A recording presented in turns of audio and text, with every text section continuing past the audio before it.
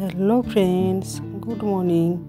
Welcome back to my channel Susmita blog. তো বন্ধুরা, কেমন আছো? আশা করছি তোমরা ভালো আছো। আমিও তোমাদের আশীর্বাদে ভালো আছি। তো বন্ধুরা দেখো, সকাল সকাল উঠে পড়েছি, সমস্ত কাজকর্ম সেরে নিয়েছি। আর এদিকে দেখো, আমার ছেলে এই যে পড়তে যাবে, ব্যাগ গুছাচ্ছে।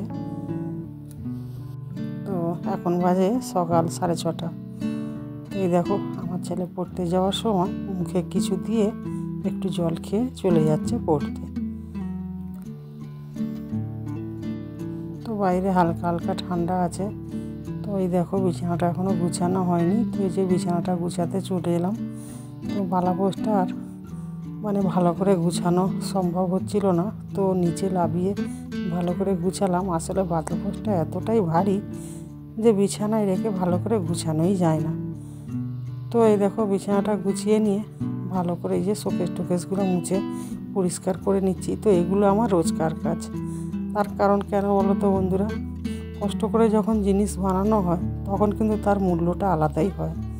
তো অন্যের জিনিস তৈরি করা ব্যবহার করলে যতটা মূল্য হয়, তার থেকে কিন্তু বেশি মূল্য হয় যখন নিজে হাতে কিছু তৈরি করা হয়। তো এই কারণে আমি যত্ন সহকারেই পরিষ্কার করি। তো এই দেখো, চলে এলাম স্নান করে পুজো সেরে। তো একটু গিয়েছিলাম বাজারের দিকে। তো কিছু মুড়ি কিনে নিয়ে এলাম, যেহেতু মুড়ি শেষ হয়ে গিয়েছিল। তো নিয়ে এসে এই যে ড্রামটা ভরে নিলাম। তো মুড়িটা একটু বেশি করে নিয়ে আসা হয়, কেননা আমাদের রাতে বেশিরভাগ মুড়ি খাওয়া হয়। কেননা আমরা একবেলাই ভাত খাই। তো রাতে আমাদের কোনো দিন রান্না হয় না। তো রান্না হয় না বলা ভুল, রান্না হয়। তো যখন বরমশাই বাড়িতে থাকে তখনই হয়। তো আর এই যে চাল গুছাচ্ছি। তো একেবারে চালটাও গুছাচ্ছি এই কারণেই, রেশনটাও ধরে আনলাম, আর এদিকে মুড়িটাও কিনে নিয়ে এলাম, আর তার সঙ্গে একটু মাছও কিনে নিয়ে এসেছি। তো মাছ বলতে তেমন কিছু না, ভোলা মাছ নিয়ে এসেছি, মধু ভোলা। তো বাজারে এতটাই মাছের চাহিদা যে বলার মতো নয়। তো মাছ তো পেলাম না। তো গিয়েছিলাম একটু রুই মাছ কিনতে, তো পেলাম না। তো একটু ভোলা মাছ কিনে নিয়ে এলাম। তো মধুবলা, কিন্তু মধুবলাটা দেখতেও ভালো লাগে আর খেতেও কিন্তু সুস্বাদু। তো 500 ভোলা মাছ কিনে নিয়ে এলাম। তো নিয়ে এসে এই যে কাটাকুটি করে শুরু করে দিলাম। তো অনেকটা বেলা হয়ে গেছে। তো যার কারণে এই যে ভাত বসিয়ে দিচ্ছি, কেননা ছেলেটা আবার খেয়ে স্কুলে যাবে। তো সেই কারণে তো এখন বাজে প্রায় 9:30। তো এখনও ছেলেটা টিউশন থেকে আসেনি। তো ভাবলাম তার আগে আমি রান্নাটা বসিয়ে দিই।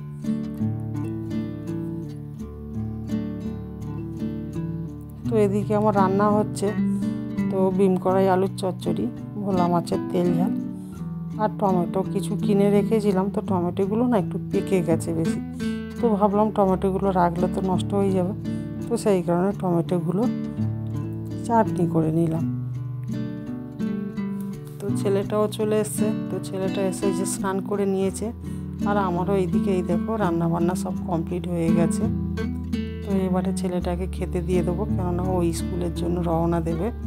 তো এই যে চলে এসেছি ভাত বাড়তে।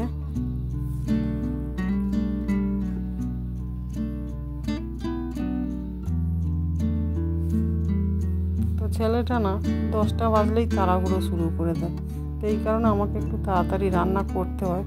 তো দেখো, ছেলেটার ভাত বেড়ে দিয়েছি, ও নিয়ে চলে এসছে বেডরুমের ভিতরে।